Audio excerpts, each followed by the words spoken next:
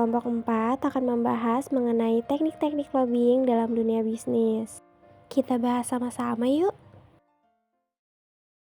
Dalam dunia bisnis, lobby atau lobbying merupakan aktivitas penting yang dilakukan oleh individu maupun organisasi untuk mempengaruhi kebijakan, keputusan, atau tindakan pihak lain demi mencapai tujuan tertentu.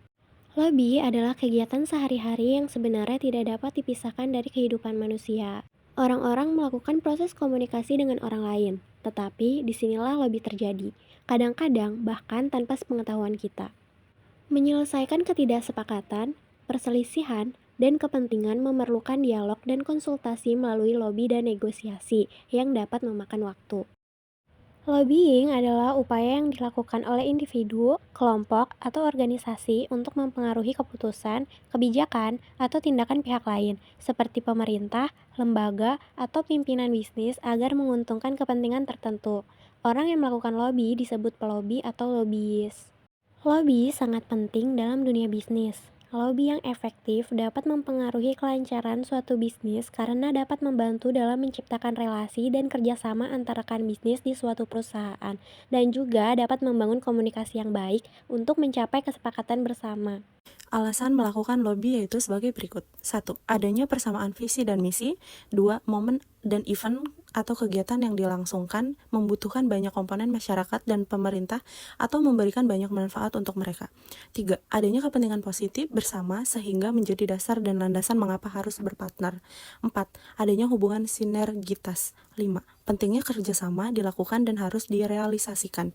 6. Adanya take and give yang konkret. Selanjutnya, saya akan membahas teknik-teknik lobbying.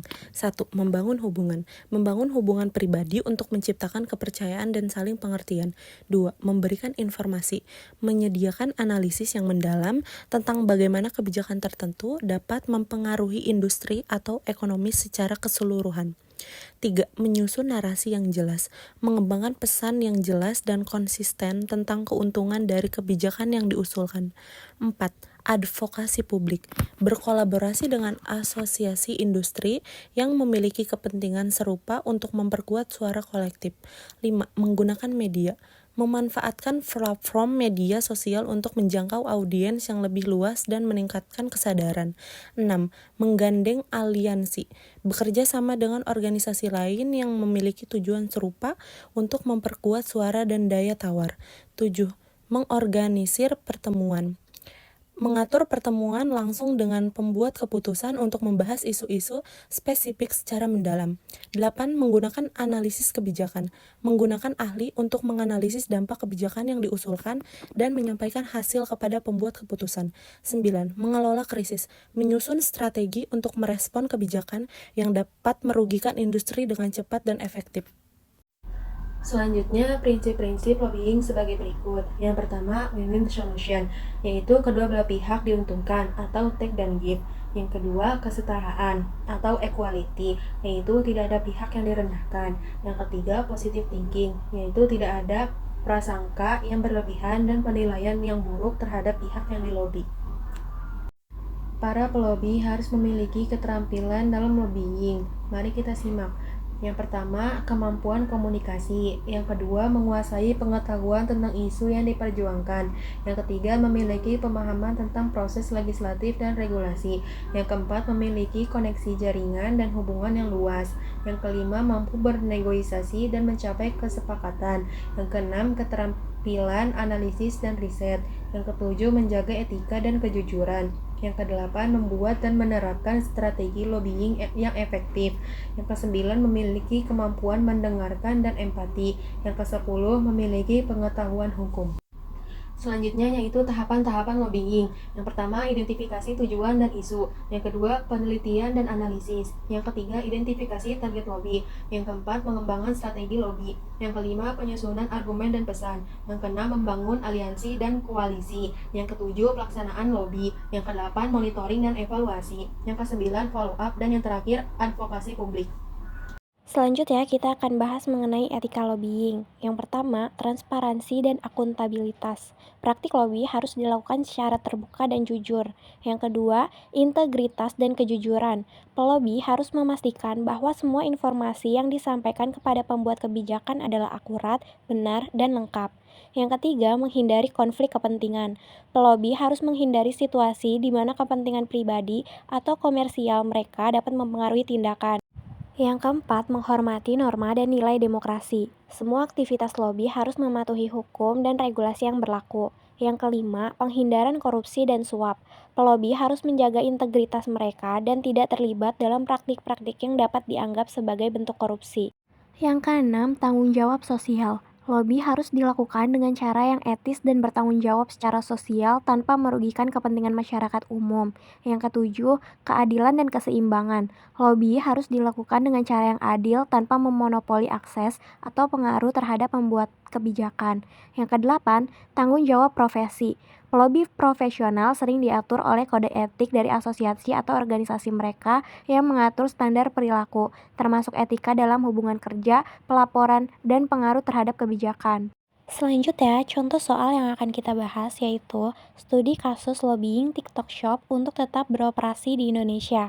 Pada tahun 2023, pemerintah Indonesia melalui Kementerian Perdagangan mengeluarkan regulasi yang membatasi operasional platform e-commerce lintas batas, termasuk TikTok Shop. Kebijakan ini bertujuan melindungi UMKM lokal dari persaingan tidak sehat yang muncul akibat produk impor murah yang dijual langsung melalui platform seperti TikTok Shop. TikTok Shop yang memiliki basis pengguna besar di Indonesia menghadapi ancaman kehilangan pangsa pasar dan harus melakukan lobby untuk mempertahankan operasionalnya. Prinsip-prinsip lobbying yang digunakan oleh TikTok Shop adalah sebagai berikut. Yang pertama, komunikasi yang jelas dan terstruktur. TikTok Shop mengedepankan narasi bahwa platformnya memberikan manfaat signifikan bagi UMKM lokal. Yang kedua, membangun hubungan dengan pemangku kepentingan kunci. Yang ketiga, menggunakan data dan bukti konkret, yaitu statistik peningkatan pendapatan UMKM yang menggunakan platform TikTok Shop. Yang keempat, menggalang dukungan publik. TikTok Shop memanfaatkan popularitas platformnya dengan melibatkan pengguna, kreator konten, dan penjual UMKM untuk menyuarakan dukungan mereka melalui media sosial. Dan yang terakhir, menawarkan solusi, membatasi penjualan produk impor murah yang tidak memiliki izin resmi. Selanjutnya, proses lobbying yang dilakukan oleh pihak TikTok Shop sebagai berikut. 1. Identifikasi pemangku kepentingan utama. 2. Penyampaian argumen melalui forum formal dan informal. 3. Melibatkan media dan publik. 4. Kolaborasi dengan akademisi dan lembaga riset. Lalu hasil dari lobbying sebagai berikut. 1. Keberhasilan partial. Pemerintah mengizinkan TikTok Shop tetap beroperasi dengan syarat platform harus mematuhi regulasi yang memisahkan e-commerce dari media sosial. 2. Perubahan kebijakan internal TikTok Shop. TikTok Shop menyesuaikan algoritma mereka untuk lebih mempromosikan produk lokal dan mengembangkan fitur baru untuk mendukung UMKM di Indonesia. Kesimpulannya, kasus lobbying TikTok Shop menunjukkan bagaimana prinsip-prinsip lobbying dapat diterapkan secara efektif untuk memengaruhi kebijakan publik. Dengan pendekatan yang transparan, berbasis data, dan melibatkan berbagai pemangku kepentingan, TikTok Shop berhasil mempertahankan sebagian besar operasionalnya di Indonesia sambil tetap mematuhi regulasi baru. Studi kasus ini juga menegaskan bahwa lobbying yang dilakukan secara etis dan inklusif dapat menciptakan hasil yang menguntungkan bagi semua pihak. Sekian pemaparan materi yang dapat kami sampaikan. Semoga bermanfaat untuk para penonton yang sudah mendengarkan. Kami akhiri sampai di sini. Thank you for watching. Bye bye.